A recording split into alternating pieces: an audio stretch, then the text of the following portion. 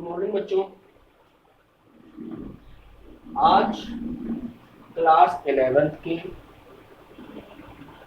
Physical world chapter का last lecture, lecture number 3, जहां छोड़ा था आपको लास्ट लेक्चर में हम लोगों ने टेक्नोलॉजी वर्सेस फिजिक्स की स्टडी कर ली थी। थ्योरी डलवा के आपसे छुड़वाई थी। वो क्या थी? प्रकृति में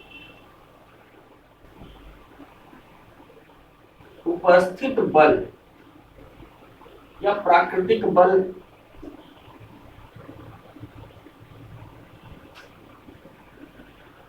यहीं पे छोड़ा। इससे पहले हम लोगों ने कवर क्या क्या किया था? हमने कहा था कि हमें ये जानना था व्हाट इज फिजिक्स। हमने कहा कि ब्रह्मांड में जो कुछ भी हो रहा है उसकी एक्सप्लेनेशन कर लेना और फ्यूचर प्रेडिक्ट करना फिजिक्स है।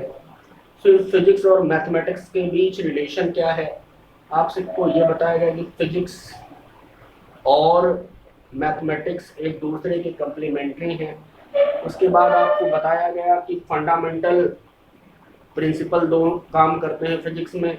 पहला था एकीकरण यूनिफिकेशन, दूसरा था न्यूनीकरण रिडक्शनिज्म। फिर स्कोप की बात की। स्कोप जो आप लोगों ने नोट्स बनाया है, उस नोट्स में देख रहा था कि कई लोग स्कोप को छोड़ के चले गए हैं। वो स्कोप भी एक जगह नोट डाउन कर लीजिए, जिससे आपको ये पता चलता रहेगा कि पूरे 11 और 12 में मिला के आपको पढ़ना क्या क्या है। वो चीजें मतलब 11th का सिलेबस अलग कर दिया था, 12th का सिलेबस अलग कर दिया था। स्कोप के बाद हम लोगों ने पढ़ा था एक्साइटमेंट क्या है। एक्साइटमेंट में जो आज अगल बगल जो कुछ भी हो रहा है उसकी एक्सप्लेनेशन हम कर सकते हैं फिजिक्स की हेल्प से, प्रैक्टिकल कर सकते हैं, फ्यूचर प्रेडिक्ट कर सकते हैं। गूगल मैप वगैरह का एग्जांपल दिया था। उसके बाद फिर टेक्नोलॉजी और फिजिक्स में क्या रिलेशन है या दोनों एक दूसरे से कैसे इंटरलिंक्ड हैं।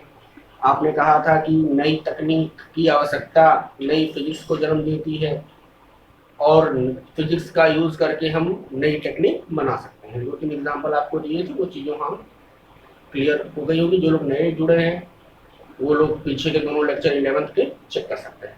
चलिए, अब हमें ये पढ़ना है कि फोर्स नेचर को या फिजिक्स किन फोर्सों को मानती है, या आप ऐसे कहें कि प्रकृति में बल कौन कौन से उपस्थित है। बेटा, इन नेचर 4 प्रकार के बल उपस्थित हैं, होते हैं। यही मेन फोर्स है।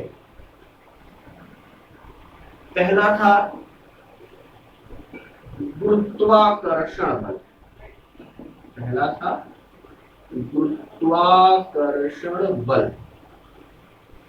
दूसरा है दुर्बल नाभिकीय बल। दूसरा है दुर्बल नाभिकीय बल।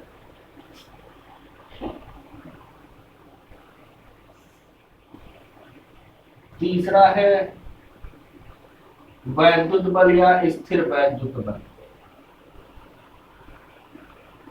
और स्थिर वैद्युत।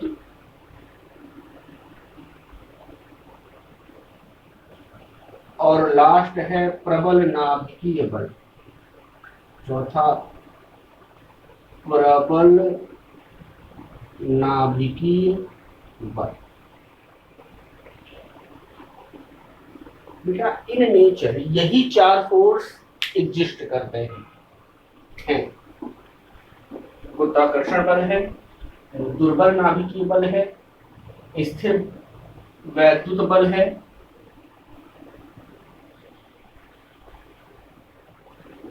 स्थिर वैद्युत बल है और प्रबल नाभिकीय बल। अब एक एक फोर्स हम पढ़ना शुरू करते हैं। यही बता देता हूं, आप लोग नोट्स बनाते रहिए।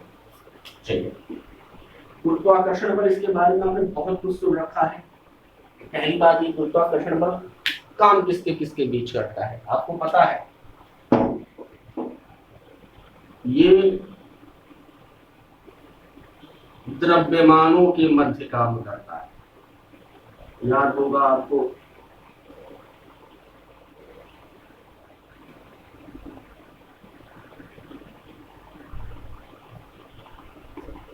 न्यूटन का सार्वत्रिक गुरुत्वाकर्षण नियम, ब्रह्मांड के कोई भी दो पिंड एक दूसरे को आकर्षित करते हैं। दूसरा,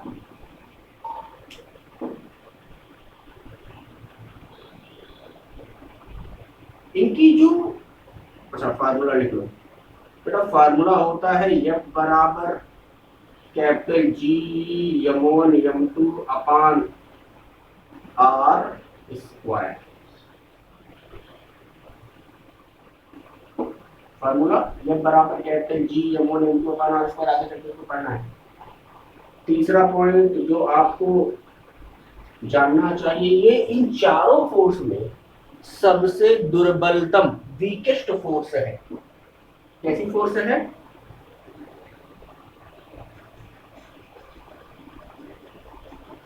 दुर्बलतम बल है। दुर्बलतम का मतलब सबसे, इन चारों फोर्स में सबसे कमजोर फोर्स कौन सी होती है? गुरुत्वाकर्षण।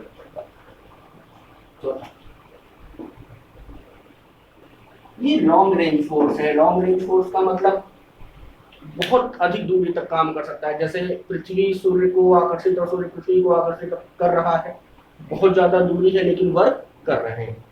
ग्रहों के बीच लगने वाला जो बल है वो लॉन्ग रेंज, मतलब ये लॉन्ग रेंज पे भी काम कर सकता है, अनंत दूरी पर।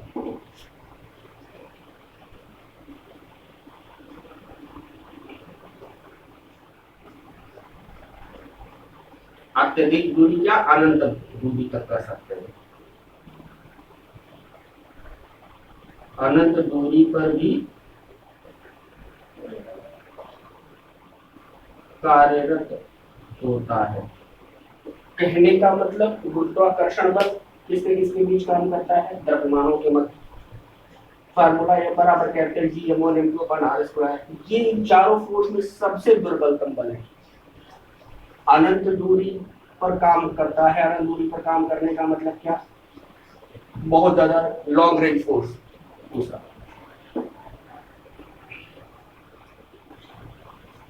ये विशेष प्रकार का बल है। और ये काम, दूसरा है दुर्बल नाभिकीय बल। दुर्बल नाभिकीय बल तब काम करता है जब किसी नाभिक से बीटा क्षय हो। नाभिक से बीटा कण क्षय होने पर,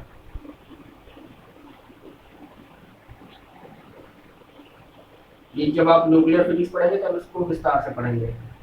मतलब किसी नाभिक से जब बीटा कण निकल रहा होता है तो बीटा कण और नाभिक के बीच जो आकर्षण बल काम करता है वो कौन सा बल होता है? दुर्बल नाभिकीय बल। दूसरा,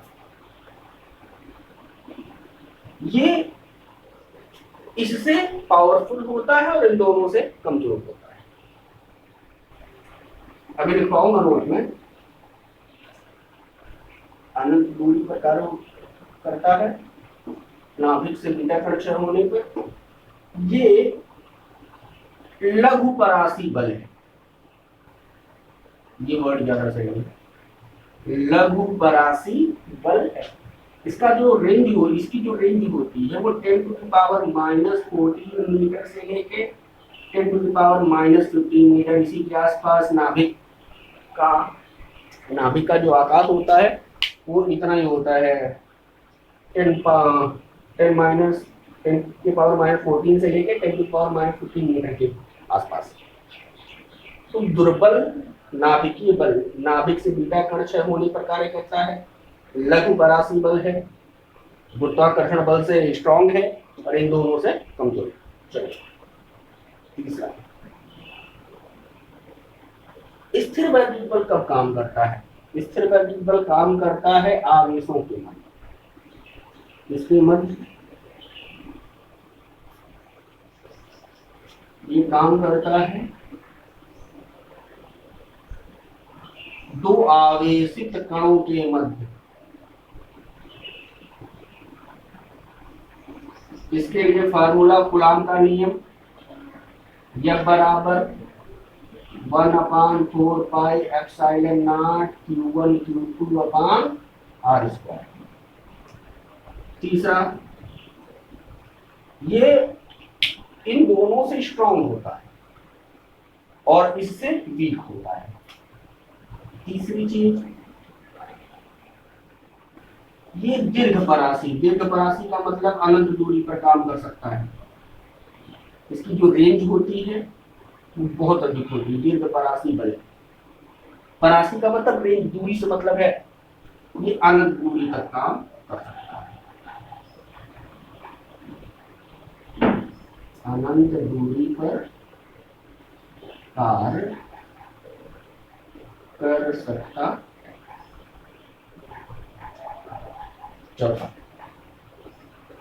चौथा बल है प्रबल नाभिकीय बल।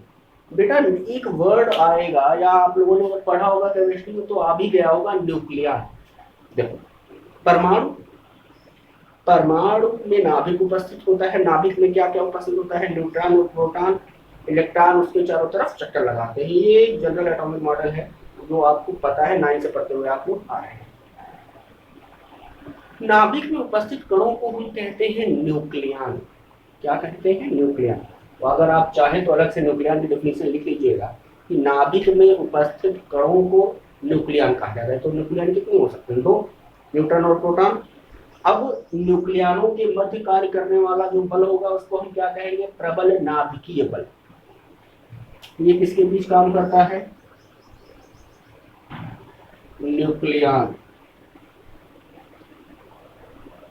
के मध्य कार्य करता है। पहली चीज, न्यूक्लियन कौन कौन से? भाई न्यूट्रॉन प्रोटॉन है। न्यूक्लियन सुन के कंफ्यूज मत हो जाइएगा। न्यूक्लियनों के मध्य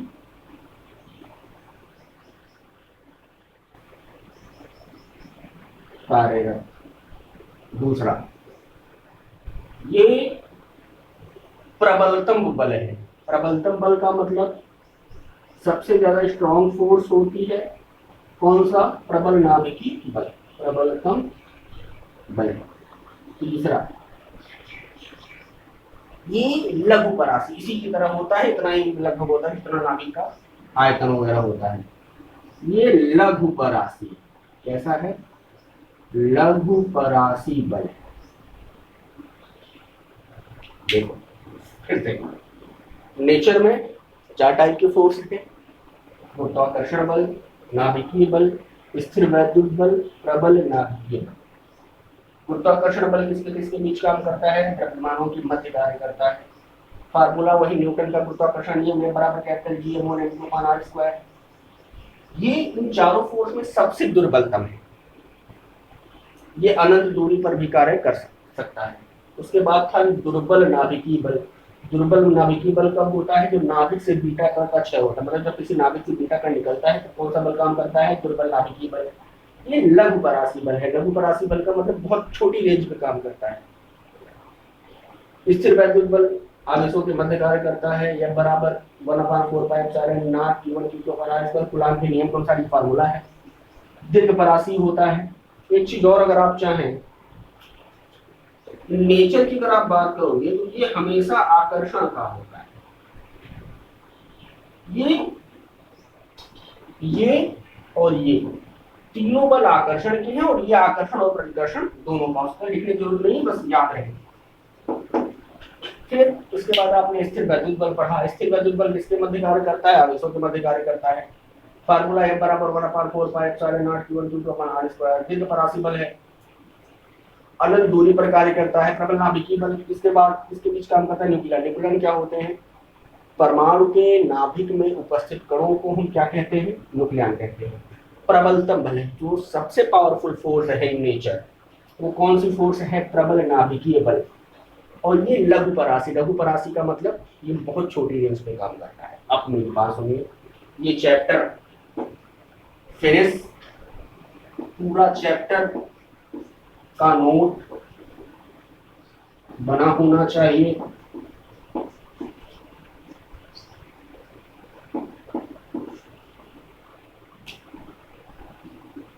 ये जो चैप्टर है फिजिकल वर्ल्ड, ये फिनिश होता है। अब अगला जो चैप्टर हम पढ़ेंगे, अब यहां से आपकी जो रियल फिजिक्स है वो मेजरमेंट, मापन और एरर, सॉरी मापन और त्रुटि, मेजरमेंट एंड एरर हम लोग पढ़ेंगे कब, परसों।